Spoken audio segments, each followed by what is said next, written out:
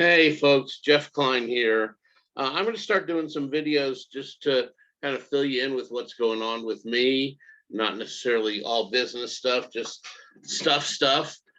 It's April 1st, and I was inspired by my new friend Jackie Cote to start doing some more videos. I decided to do it on Zoom instead of Facebook Live, but I'll definitely be posting on Facebook and LinkedIn and Twitter and Instagram. I'm, just looking to get the word out and tell people what's going on with me and share some of the expertise and what I'm doing. My big news for today is we have our first overseas member. We started the year with our first Canadian member, making us international. Speaker Co-op and Jeff Klein go international. And as of this week, we now have our first member in Africa, Namibia, and pretty excited about that. She's very cool lady, Jodine Theron. She's a expert on YouTube, which is another reason I'm going to be doing more and more of these videos, because YouTube is the way to go for a lot of things. And it's just, I'm talking to a guy in South Africa, speaker, very interested there. He just joined their version of NSA, so he's serious about speaking and sharing his message. And there's a lot of negatives about this, the whole pandemic and what COVID has done to us as a people across the world, but there are some bonuses, there's some benefits, some silver linings. And one of those is that Zoom has become everyday normal video conferencing. There was a time when you had to go to a separate building to do a video conference. And now we can do it on the phone, in our car, wherever. But it's better on a laptop because there's more control when you're using Zoom. So think about that. But it's just exciting, and I'm energized by being able to work with people like Melody Owen in Canada and Bertie in South Africa and Jodine in Namibia. And I have one-on-ones with people in Australia, and none of them are clients or vendors yet, but I know that'll happen soon too. And speaking on video is a little different, but it works. One of the things we discovered during the pandemic, thanks to my friend Michelle Wilson over at PBN, is that it's a great way to play Pictionary. Zoom has a whiteboard function, and Pictionary is a great game that works over Zoom, because you don't have to be in the same room to be on the same team guessing what somebody's drawing, and that's been a ton of fun. We had a lot of fun playing, and of course it evolved into adult Pictionary, which didn't necessarily mean dirty words or anything. It just meant adult phrases and some very funny things that the little apps we were using to come up with what we needed to draw pictures of were very entertaining, and we had a good time with that.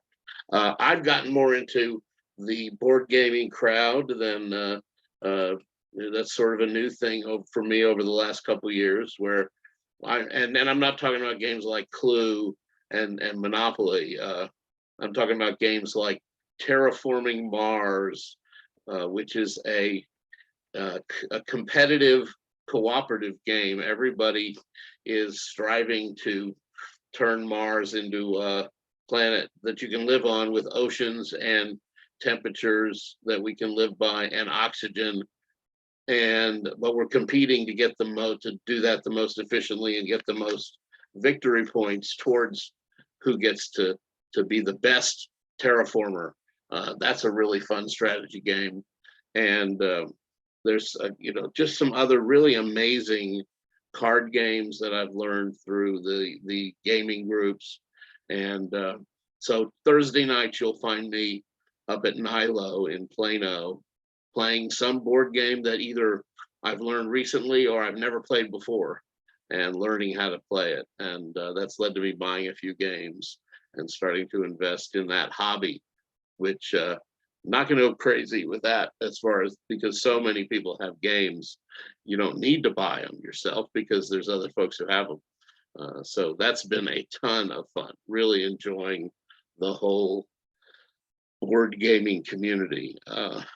Still have to find an activity that gets me moving because as many of you know, I once upon a time was a kickball player, and I still have friends that I made playing co-ed kickball for 5 or 6 years. As a matter of fact, I had lunch with one the other day, and we're still buddies. And that was a great opportunity. I'm working towards something active. Summer's coming, so you may find me. I have to find a place to go swimming because that's my favorite exercise when it comes to that. I'm not much of a runner. Never was. That's why I was a lineman when I played football instead of anything else. And a goalie playing soccer. So the positions you didn't have to do as much running as everything else, or at least you ran for shorter distances, of course. So always looking for fun with that. I'm surprised they haven't visited. When I do lots of Zoom interviews, I'm having a really good time with the Behind the Lectern podcast. We just released episode 7 yesterday, but I have about 20 of them already recorded. I'm recording the podcast every Monday and Friday, just about. But we're only releasing one a week, and this will give me a chance to take some time off from doing the recordings and also have a nice log of programs ready to go so I don't have to keep interviewing twice a week. And it'll let me take some time off when I'm ready. I'm certainly not ready to do that yet. All of April there's 7 or 8 interviews for April, and 6 or 8 for May. So I'm going to keep doing two a week for a while. And we're adding another podcast, not a podcast, but another Zoom opportunity for our clients, our members, to promote themselves and teach people something. So I'm starting a series called Ask the Expert, and that'll be twice a month or every other Tuesday. And that's going to be our vendor members, our resources, people who help folks write books and improve their LinkedIn profile and improve their YouTube. And we're doing one coming up on Keep, which is a CRM, excuse me, customer relation manager. And that will be a lot of fun. And that is the new version of Infusionsoft, which you may not know that they have rebranded within the last couple of years. And they're much more, not only much more user-friendly, but they're much more price-friendly than they once were. For those of you who've been around for a while know that they used to call it Confusionsoft, which was one of the reasons, I'm sure, that they changed the name to Keep, Keap. And we're going to be on with Darren, who's one of their experts, and he's going to give us a good hour of great education around their product coming up in a few weeks. And then we're going to have more education from other vendors. And I'm looking forward to learning more stuff. And the other thing about the Ask the Experts Zooms is we'll put those up for free forever. A lot of the Speaker Co-op recordings we put up for free for a month, and then we put them behind the paywall where only members have access. But I decided with the Ask the Experts, I think it's important enough to put them on a page that will always be open to the public. So once we'll start building an archive of Ask the Expert Zooms. And I don't know that I want to turn it into podcast or anything, but having a page at speakercoop.com where people can learn all about resources. And it's another benefit for the resource excuse me, it's another benefit for the resource members. I will tell you, this is not a COVID cough. This is allergies. And here in Dallas, we have experienced every day is a 30 or 40 degree weather shift. So like this morning, it was 47 degrees, and this evening it's 70 something. So those weather changes have really messed with my sinuses, and that's why I'm a little sexy voiced and a little coffee, so a little congested. So sorry about that. I won't edit it out. I'll just, ask you to forgive as we move on through these fun videos.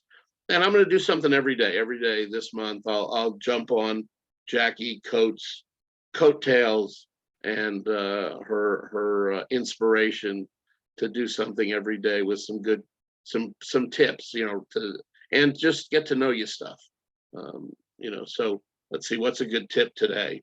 My tip, I'll give you the tip today is that when you're doing virtual speaking, do what I'm doing right now. Look at the light instead of the other people. Sometimes, you got to glance at people on the screen, but if you look at the light, then you're making eye contact with the audience, and the audience will respond better when you're virtually speaking to them and not at them. I also recommend when you're speaking virtually, switch the view to gallery so you can see everybody's faces and reactions to what you're saying. And that also lets you see if somebody raises their hand to ask a question. But so gallery view as the speaker, and look at the little light so you're making eye contact with your virtual audience. That's it for today. I'm glad we'll get this started. It is April Fool's Day, but no fooling. We're going to do this all month, and then we'll see what happens after that. Jeff Klein here, signing off from the Brain Trust here in Dallas, Texas. Take care.